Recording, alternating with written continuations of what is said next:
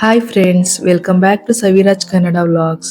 ನಾನಿವತ್ತು ಹೋಳ್ಗೆ ಮಾಡೋಕೆ ತೊಗರಿಬೇಳೆ ಬೇಯಿಸಿಟ್ಕೊಂಡಿದ್ವಲ್ಲ, ಅದರಲ್ಲಿ ಉಳಿದಿರೋ ಬೇಳೆ ಕಟ್ಟಲ್ಲಿ ಹೋಳ್ಗೆ ಸಾರು ಮಾಡೋದು ಹೇಗೆ ಅಂತ ತೋರಿಸ್ಕೊಡೋಣ ಅನ್ಕೊಂಡಿದೀನಿ. ಸೊ ಬನ್ನಿ ಇವಾಗ ಹೋಳ್ಗೆ ಸಾರು ಮಾಡೋದು ಹೇಗೆ ಅಂತ ನೋಡ್ಕೊಳ್ಳೋಣ. ಇವಾಗ ಇಲ್ಲಿ ತೊಗರಿಬೇಳೆ ಬೇಯಿಸಿ ಬಸ್ತಿಟ್ಕೊಂಡಿರೋ ಬೇಳೆ ಕಟ್ ತಗೊಂಡಿದ್ದೀನಿ. ಇವಾಗ ರುಬ್ಬಕ್ಕೆ ಮಸಾಲೆ ರೆಡಿ ಮಾಡ್ಕೊಳ್ಳೋಣ. ನಾನಿಲ್ಲಿ 4 ಏಲಕ್ಕಿ, 1 ಇಂಚು ಚಕ್ಕೆ, 1 ಟೇಬಲ್ ಸ್ಪೂನ್ ಹೆಸರು ಕಾಳು, 1/4 ಟೀ ಸ್ಪೂನ್ ಅಷ್ಟು ಮೆಂತ್ಯ, 1 ಟೀ ಸ್ಪೂನ್ ಸಾಸಿವೆ, 1 ಟೀ ಸ್ಪೂನ್ ಮೆಣಸು, 2 ಟೀ ಸ್ಪೂನ್ ಅಷ್ಟು ಜೀರಿಗೆ, ಸ್ವಲ್ಪ ಕರಿಬೇವಿನ ಸೊಪ್ಪು, ಸ್ವಲ್ಪ ಕಾಯಿ ತುರಿ ತಗೊಂಡಿದ್ದೀನಿ. ಇದನ್ನ ಇವಾಗ ಫ್ರೈ ಮಾಡ್ಕೊಳ್ಳೋಣ. ಸ್ಟವ್ ಮೇಲೆ ಒಂದು ಬಾಣಲಿ ಇಟ್ಕೊಂಡು 1 ಟೀ ಸ್ಪೂನ್ ಅಷ್ಟು ಎಣ್ಣೆ ಹಾಕೊಳ್ಳಿ. ನಾನು ತೋರಿಸಿರೋ ಮಸಾಲೆ ಎಲ್ಲನೂ ಎಣ್ಣೆಲಿ ಫ್ರೈ ಮಾಡ್ಕೊಳ್ಳಿ.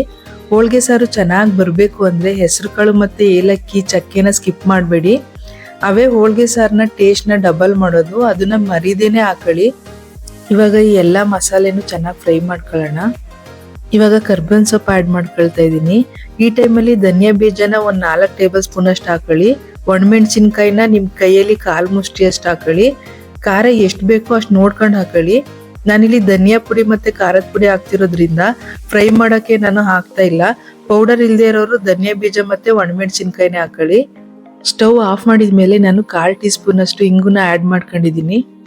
ಮಸಾಲೆ ಎಲ್ಲ ಆರಿದ ಮೇಲೆ ಒಂದು ಮಿಕ್ಸಿ ಜಾರ್ಗೆ ಹಾಕೊಳ್ತಾ ಇದ್ದೀನಿ. ಇದೇ ಟೈಮಲ್ಲಿ ಕಾಯಿ ತುರಿನೂ ಸೇರಿಸ್ಕೊಳ್ತಾ ಇದ್ದೀನಿ. ಇವಾಗ ಒಂದು ಅರಳೆನ ಸ್ಟವ್ ಮೇಲೆ ಇಟ್ಕೊಂಡು ಒಂದು 2 ಗಡ್ಡೆ ಅಷ್ಟು ಸುಳಿದಿರೋ ಬೆಳ್ಳುಳ್ಳಿನ ಹಾಕೊಂಡು ಫ್ರೈ ಮಾಡ್ಕೊಳ್ಳಿ. ಇದು ಫ್ರೈ ಮಾಡಿ ಆದ್ಮೇಲೆ ಇದನ್ನು ಮಿಕ್ಸಿ ಜಾರ್ಗೆ ಹಾಕೊಳ್ಳಿ. ಆಮೇಲೆ ಸ್ವಲ್ಪ ಸಾಂಬಾರ್ ಸೊಪ್ಪು ಹಾಕೊಳ್ಳಿ. ಆಮೇಲೆ ನಾನಿಲ್ಲಿ 2 ಸ್ಪೂನ್ ಅಷ್ಟು ಖಾರದ ಪುಡಿ ಹಾಕೊಂಡಿದ್ದೀನಿ, 2 ಸ್ಪೂನ್ ಅಷ್ಟು ಧನಿಯಾ ಪುಡಿ ಹಾಕೊಂಡಿದ್ದೀನಿ. ಇವಾಗ ಇದಕ್ಕೆ ಸ್ವಲ್ಪ ನೀರು ಹಾಕೊಂಡು ರುಬ್ಕೊಂಡು ಬರೋಣ.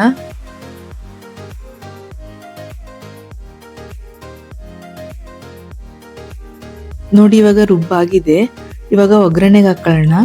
ಒಗ್ಗರಣೆಗೆ ಸ್ಟವ್ ಮೇಲೆ ಒಂದು ಪಾತ್ರೆ ಇಟ್ಕೊಂಡು 2 ಸ್ಪೂನ್ ಅಷ್ಟು ಎಣ್ಣೆ ಹಾಕೊಳ್ಳಿ. ಎಣ್ಣೆ ಬಿಸಿ ಆದ